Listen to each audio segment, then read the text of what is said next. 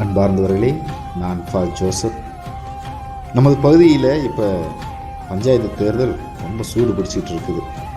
நிறைய கட்சிகளும் சரி, வேட்பாளர்களும் சரி, அவளுடைய குறிக்கோள் ஜெயிப்பதல்ல, மாறாக ஆர்பிசி எப்படியாவது தோற்கடிக்கணும் அப்படிங்கிறது தான் அவளுடைய மெயின் எய்மாக இருக்குது.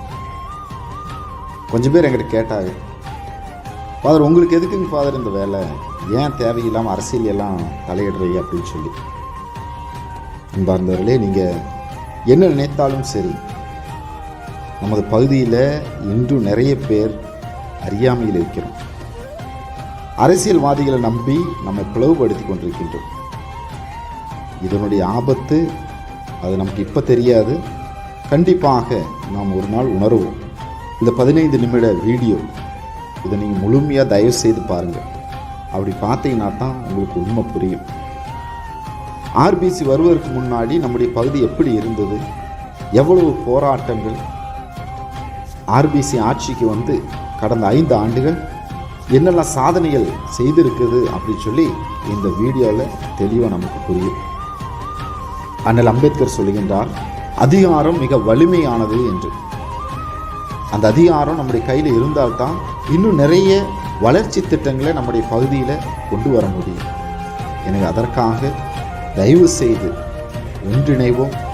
நம்முடைய பகுதி, நம்முடைய சமுதாயம், நம்முடைய மக்களின் எதிர்காலம் நன்றாக இருக்கணும் அப்படிங்கிற அந்த ஒரு நல்ல எண்ணத்தில் ஒன்றிணைவோம். ஆர்பிசி வேட்பாளர்களுக்கு உங்களது வாக்குகளை செலுத்தி அவர்களை வெற்றி பெறச் செய்யும்படியாக அன்புடன் கேட்டுக்கொள்கின்றேன்.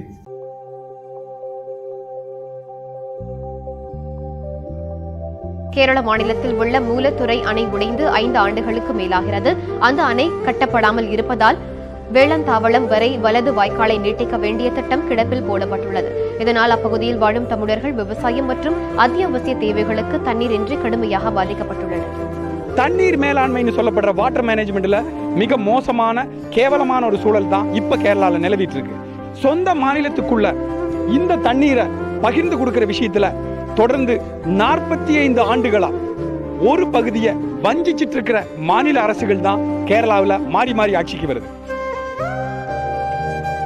அணை சீரமைக்கப்படாததால் பாலக்காடு மாவட்டம் சித்தூர் தாலுகாவிற்குட்பட்ட எரித்தேன்பதி, கொளிஞ்சாம்பாறை, வடகரிப்பதி ஆகிய 3 ஊராட்சிகள் வழியே வேளந்தாவளம் வரை வலது வாய்க்காலை நீட்டிக்க வேண்டிய திட்டம் கிடப்பில் போடப்பட்டுள்ளதாக வேதனை தெரிவிக்கின்றனர் விவசாயிகள். அணை உடஞ்சதுக்கப்புறம் இந்த முல்லை பெரியார் அணையில் கவனம் செலுத்தின கேரள அரசாங்கம் இந்த மூலத்துறை டேம் கவனம் செலுத்த தவறிடுச்சு. இங்கே சித்தூர் தாலுக்காவிலும் பெரும்பாலும் வசிக்கிற ஒரு தமிழர்கள் தான். இந்த பகுதியில் தமிழர்கள் அதிகம் வசிக்கிற காரணத்தில் போது தெரியல, இங்கே இருக்கிற அடிப்படை பிரச்சனைகள் எல்லாமே தவிர்த்துடுறாங்க. அதன் அடிப்படையில் தான் இந்த மூலத்துறை டேமும் இது உடஞ்சி பல வருஷங்கள் ஆகியும் பல பிரச்சனைகள் பல போராட்டங்கள் நடத்தியும் இது இதுவரைக்கும் சரிவர செஞ்சே വരൾച്ചക്കാലത്ത് മാത്രമല്ല, പാലക്കാട് ജില്ലയിൽ മഴക്കാലത്ത് പോലും വെള്ളത്തിന് കുറവ് നേരിടുന്ന ഇടമാണ് വടകരപ്പതി.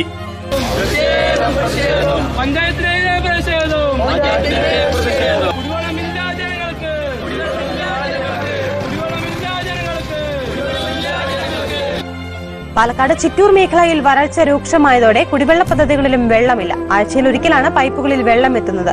കാർഷിക വിളകളും കരിഞ്ഞുണങ്ങി. ഒരു കുടം വെള്ളം കൊണ്ട് ഒരാഴ്ച കഴിയാൻ എന്തെങ്കിലും മാന്ത്രിക വിദ്യ കൂടി വേണമെന്നാണ് നാട്ടുകാർ പറയുന്നത്. ശരിയാണ്, പാതയോരത്തുടനീളം പൈപ്പുകൾ കാണാമെങ്കിലും വെള്ളം വരുന്നതെത്രയെന്ന് കണ്ടെത്താൻ പാടുപെടും. ഇതാണ് ചിറ്റൂർ താലൂക്കിലെ വടകരപ്പതിയിലെ കാഴ്ച. ആഴ്ചയിലൊരിക്കൽ വരുന്ന പൈപ്പ് വെള്ളം പിടിക്കാൻ കുടവുമായി കാത്തു നിൽക്കാൻ ആളുകളേറെയുണ്ട്.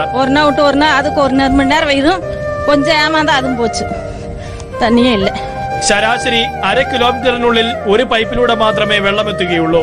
തീർത്തും ഗ്രാമീണരായവർക്ക് ഇതല്ലാതെ മറ്റു വഴികളില്ല. വെള്ളം വരുമ്പോ പിടിച്ചില്ലെങ്കിൽ നാളെ കിട്ടില്ല വെള്ളം. പിന്നെ എപ്പോ വെള്ളം വരുമോ അപ്പൊ തന്നെ നമുക്ക് വെള്ളം കിട്ടും. ഭയങ്കര കഷ്ടമല്ല, കുടിവെള്ളമല്ല സാർ, കുടിവെള്ളം ഭയങ്കര കഷ്ടം. മഴക്കാലത്ത് പോലും ടാങ്കറിൽ വെള്ളം എത്തിക്കുന്ന ഇടമാണിത്. എല്ലാ വരൾച്ചക്കാലത്തും കോടികൾ ചെലവഴിച്ചിട്ടും ഇത്തിരി വെള്ളത്തിന് പോലും പ്രയോജനപ്പെടാത്ത പദ്ധതികളും ഏറെയുള്ള പ്രദേശമാണ് വടകരപ്പതി.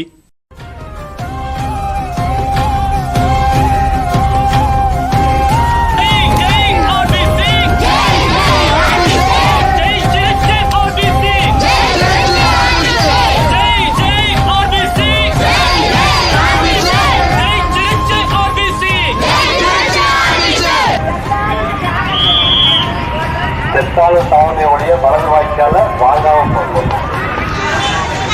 இன்னைக்கு சொல்ல போனோம் அப்படின்னா, ஒரு காரியத்தை முறையாக கேட்டு பார்க்கிறோம், கிடைக்கிறது இல்ல. முறையிட்டு கேட்டு பார்க்கிறோம், கிடைக்கிறது இல்ல. முறைச்சாத்தான் கிடைக்குது அப்படிங்கிற ஒரு நிலைமையை யார் ஏற்படுத்தியிருக்காங்க?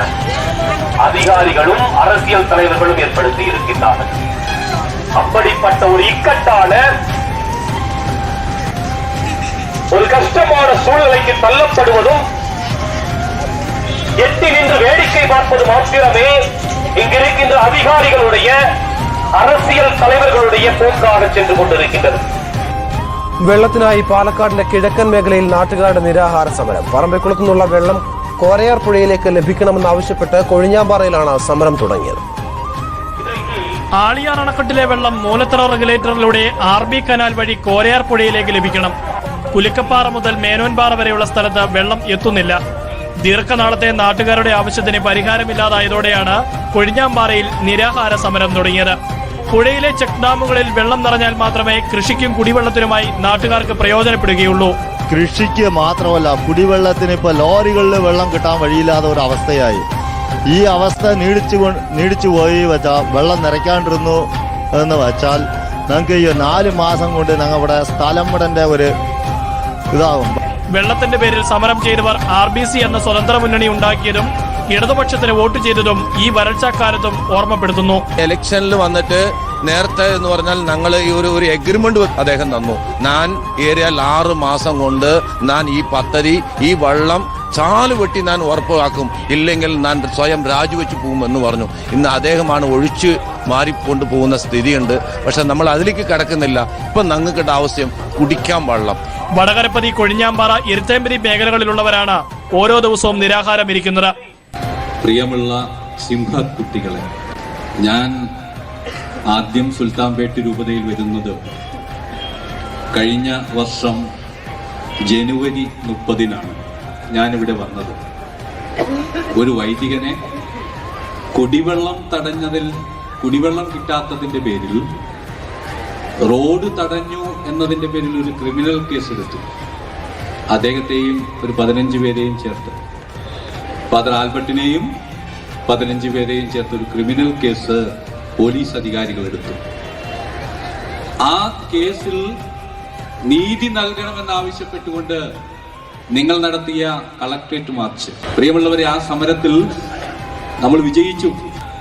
തിരുവനന്തപുരത്ത് ലക്ഷക്കണക്കിന് ആളുകൾ സുസൽവാക്യം പിതാവും ലത്തീൻ സഭയും വിളിച്ചു ചേർത്ത ആ മഹാസമ്മേളനത്തിൽ വെച്ച് ഞങ്ങൾ പറഞ്ഞു, സുൽത്താൻപേട്ട് രൂപതയ്ക്ക് നീതി കൊടുക്കണം. സുൽത്താൻപേട്ട് രൂപതയ്ക്ക് നീതി കൊടുക്കണമെന്ന് പറഞ്ഞാൽ അവിടുത്തെ ക്രൈസ്തവർക്ക് വെള്ളം കൊടുക്കണമെന്നല്ല നമ്മൾ പറഞ്ഞത്.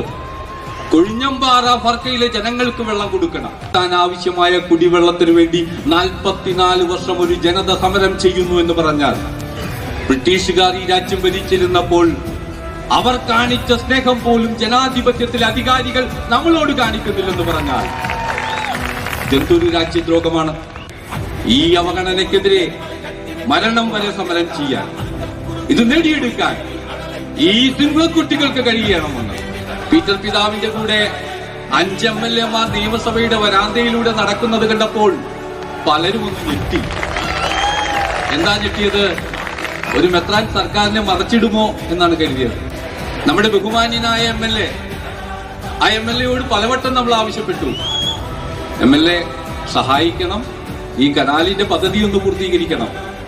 MLA-ക്കും നമ്മളെ വേണ്ടാതെ ഒരവസ്ഥ വന്നു. നമ്മളെ വേണ്ടാത്ത MLA ഇനി നിയമസഭയിൽ പോകണമോ എന്ന് നമ്മൾ തീരുമാനിച്ചു.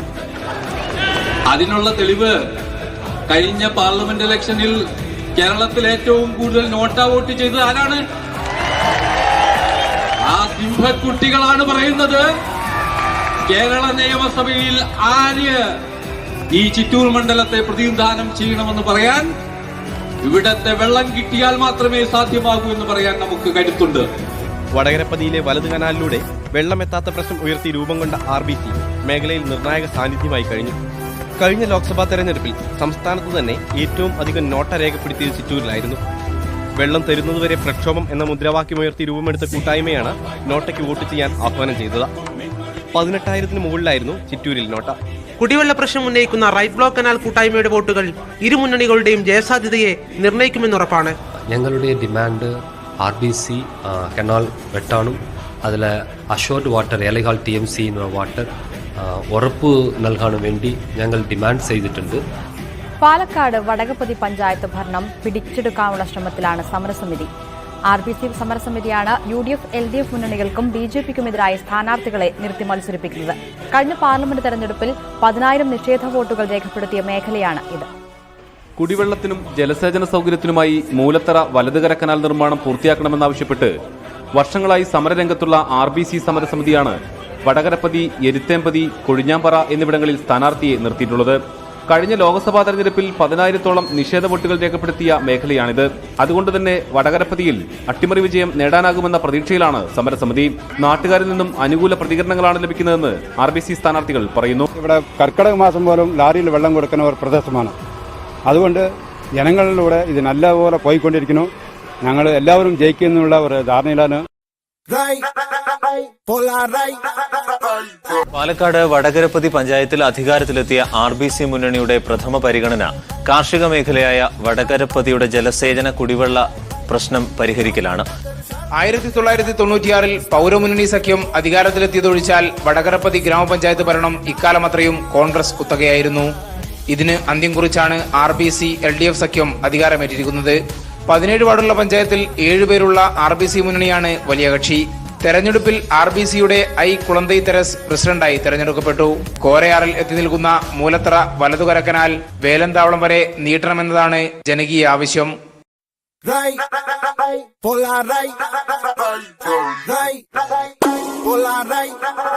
அம்மா வணக்கம்மா. உங்க பேர் என்ன? விசாலாட்சி. பஞ்சாயத்து எலெக்ஷன் வருது, 5 வருஷம் முடிஞ்சு பஞ்சாயத்து எலெக்ஷன் வருது. இதுல யாருக்கு நீங்க ஓட்டு போடுவீங்க? நாங்க RBCக்கு.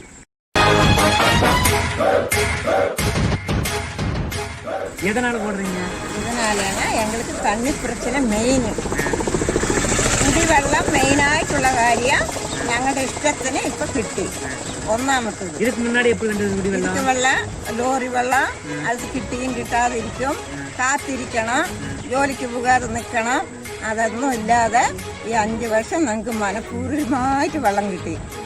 1 റോഡ് റെഡിയാക്കി തന്നു, 2 മൂന്നാമത്തത് ലൈറ്റ്, 4ാമത്തത് വീട്, മാസം മാസം പെൻഷൻ, ഇതെല്ലാം ഞങ്ങൾക്ക് ഉപകാരമുണ്ട്. അതുകൊണ്ട് ഞങ്ങൾ RBCക്ക് തന്നെ വോട്ട്. അടുത്ത് വരുന്ന ഗ്രാമപഞ്ചായത്ത് ഇലക്ഷനിൽ ഞാൻ RBCനെ സപ്പോർട്ട് ചെയ്യുന്നു. ഞാൻ വന്ന സമയത്ത് മുതൽ ലോറി വാട്ടറിന് ഒരുപാട് നടന്നിട്ടുണ്ട്, പിന്നാലെ നടന്നിട്ടുണ്ട്. ഇപ്പോൾ അതിൽ നിന്നൊക്കെ കുറേ മാറിയിട്ടുണ്ട്. ആ ഒരു ബുദ്ധിമുട്ടൊക്കെ ഇപ്പോൾ കുറച്ച് ഒഴിഞ്ഞിട്ടുണ്ട്. സോ നല്ലൊരു വെള്ളം നമ്മുടെ വീടുകളിലേക്കൊക്കെ എത്തണം എന്നുണ്ടെങ്കിൽ നമ്മുടെ RBCനെ സപ്പോർട്ട് ചെയ്ത് വിജയിപ്പിക്കണമെന്ന് ഞാൻ അഭ്യർത്ഥിക്കുന്നു. പിന്നെ അതുപോലെ തന്നെ RBCക്ക് വേണ്ടിയിട്ട് ഈ ഒരു വെള്ളം നമുക്ക് കിട്ടാൻ വേണ്ടിയിട്ട് എൻ്റെ எல்லாவித சப்போர்ட்டும் RBCக்கு வேண்டிட்டு. கடந்த 5 ஆண்டுகளிலே நடைபெற்ற நிகழ்வுகள் அனைத்தும் இந்த பகுதிக்கான ஒரு மாற்றத்தையும் ஏற்றத்தையும் முன்னேற்றத்தையும் கொடுத்திருக்கின்றன. காரணம், இந்த பகுதியினுடைய ஒரு விடியலுக்காக நாம் காத்திருந்தோம். இன்றைக்கு விடிவெள்ளி தோன்றி அதனுடைய பலனையும் அதனுடைய விளைவுகளையும் நாம் அனுபவித்துக் கொண்டிருக்கின்றோம். இன்றைக்கு மிக பெரும் மாற்றங்களும் வளர்ச்சி பணிகளும் நடைபெற்றிருக்கின்றன. ஒரு காலகட்டத்தில் இந்த பகுதி முழுவதும் குடிதண்ணீருக்காக கையேந்திக் கொண்டிருந்தது. எந்த அளவுக்கு என்றால், லாரிகளுக்கு பின்னால் குடத்தை வைத்து காத்துக் கொண்டிருந்த மக்கள் ஏராளம். வேலைக்கு செல்லாமல் எப்பொழுது லாரி வரும் என்று சொல்லி காத்திருந்து, பள்ளி படிப்பிற்கு செல்லாமல் லாரி வந்தால் தண்ணீர் பிடிப்பதற்காக குடத்தை வைத்து காத்துக் கொண்டிருந்த பெரியோர்களும் குழந்தைகளும் ஏராளம் ஏராளம். குடிக்கிறதுக்கே தண்ணி இல்ல, எப்படி மற்ற காரியங்களை கவனிப்பது? இதுதான் இந்த பகுதியினுடைய ஒரு நிலையாக இருந்தது. வடகரப்பதி, கொழிஞ்சாம்பாறை, எருத்தேன்பதி பகுதிகளுடைய அப்பட்டமான வறட்சியினுடைய ஒரு சூழல்ல 1 ஆண்டல்ல, 2 ஆண்டல்ல, 20 ஆண்டுகளுக்கு மேலாக லாரிகளில் மாத்திரமே தண்ணீரை கொடுத்து நம்மை கையேந்து வைத்திருந்த ஒரு சூழல். 35 வருடங்களாக இங்கிருக்கின்ற போர்வெல் வாட்டர் என்று சொல்லப்படுகின்ற ஆழ்துளாய் கிணறுகளிலே பெறப்பட்ட அந்த தண்ணீரை கொடுத்து குடிதண்ணீரை கொடுத்துக் கொண்டிருந்தார்கள். அந்த தண்ணீர டிடிஎஸ் என்று சொல்லப்படுகிற டோட்டல் டிசால்வ்டு சப்ஸ்டன்ஸ் மிக மிக அதிகம். குடித்தால் வயிற்றுக்கு கேடு, பல்லுக்கு கேடு, அது மாத்திரமல்ல உடலிலே பல்வேறு உபாதைகளை ஏற்படுத்தக்கூடிய ஒரு சூழல். அந்த தண்ணியை பிடிச்சு ஒரு 2 நாள் வச்சோம்னா 3வது நாள் மேல வெள்ளையா முதங்கிட்டு இருக்கும். ஏன்? அதில் இருக்கின்ற அந்த தாது பொருள்களுடைய அந்த கரைசல் மிக அதிகம். அப்ப குடிப்பதற்கு ஏற்ற தண்ணீரை கொடுத்து, அதுவும் ஜனவரி வரைக்கும் தான். ஜனவரிக்கு அப்புறம் இந்த போர்வெல் அனைத்தும் வறண்டு விடும். அதுக்கப்புறம் லாரி தண்ணீர். இதுதான் நம்முடைய கதிகேடாக இருந்தது. 25 ஆண்டுகளுக்கு மேலாக, கிட்டத்தட்ட 1/4 நூற்றாண்டிற்கு மேலாக இப்படிப்பட்ட ஒரு அவல நிலையை கொடுத்த ஆட்சியாளர்கள் இருந்தார்கள். இன்றைக்கு 5 வருடங்களிலே நாம் ஒரு மாற்றத்தை ஏற்படுத்தி இருக்கின்றோம். எந்த அளவுக்கு அப்படின்னா, இன்றைக்கு எல்லா வீடுகளுக்கும் குடிப்பதற்கு ஏற்ற சுத்தமான நல்ல குடிதண்ணீரை கொடுத்து இன்றைக்கு ஒவ்வொரு மக்களையும் நோய் நொடி இல்லாத வாழ்க்கைக்குள் நாம் அழைத்து சென்றிருக்கின்றோம். இதுதான் இன்றைக்கு இருக்கின்ற உண்மையான ஒரு நிலை. 50 ஆண்டுகளிலே செய்ய முடியாத இந்த ஒரு குடிநீர் திட்டத்தை கடந்த 5 ஆண்டுகளிலே செய்திருக்கின்றோம் என்றால் அது ஆர்பிசி இயக்கத்தினுடைய ஒரு சாதனை என்றுதான் சொல்ல வேண்டும். இன்றைக்கு ஒரு சரித்திரத்தை படைத்திருக்கின்றோம். இந்த பகுதியை நிரந்தரமாக கையேந்த வைத்துக் கொண்டிருந்த ஒரு காலகட்டம் ஆட்சியாளர்கள் மாறினார்கள். இன்றைக்கு இந்த பகுதிக்கு ஒரு விடிவு காலம் கிடைத்திருக்கின்றது. கடந்த 5 ஆண்டுகளிலே குடிநீர் தேவையை பூர்த்தி செய்து 2050ஆம் ஆண்டு வரை இருக்கின்ற அனைத்து குடிநீர் திட்டங்களுக்குமான அடிக்கல் நாட்டு விழா நடைபெற்று இப்பொழுது கட்டப்பட்டுக் கொண்டிருக்கின்றது. அவை அனைத்தும் நிச்சயமாக நிறைவு பெறும். அது மாத்திரமல்ல, நம்முடைய குடிநீருக்காக இனி ஒருபோதும் இந்த பகுதியை சார்ந்த மக்கள் எவரும் கையேந்த தேவையில்லை என்ற ஒரு புதிய விதியை நாம் இந்த பகுதிக்கு எழுதி கொடுத்திருக்கின்றோம். இன்றைக்கு நிம்மதியா வேலைக்கு போறாங்க, வீட்டுக்கு தண்ணி வருது, குழந்தைகள் படிப்பதற்கு செல்லுகின்றார்கள்.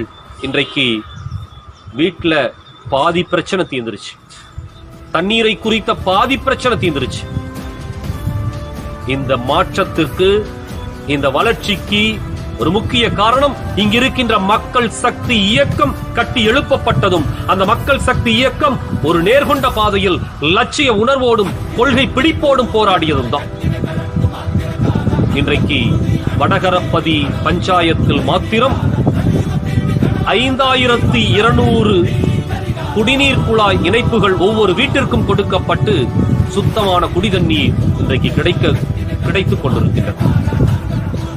அது மாத்திரமல்ல, ஒவ்வொரு பஞ்சாயத்திலும் 11 லட்சம் லிட்டர் கெப்பாசிட்டி முதல் 15 லட்சம் லிட்டர் கெப்பாசிட்டி வரை உள்ள மேல்நிலை தொட்டிகள் கட்டப்பட்டு 24 மணி நேரமும் குடிதண்ணீர் கொடுக்கக்கூடிய ஒரு சூழல் உருவாக்கப்பட்டிருக்கின்றது.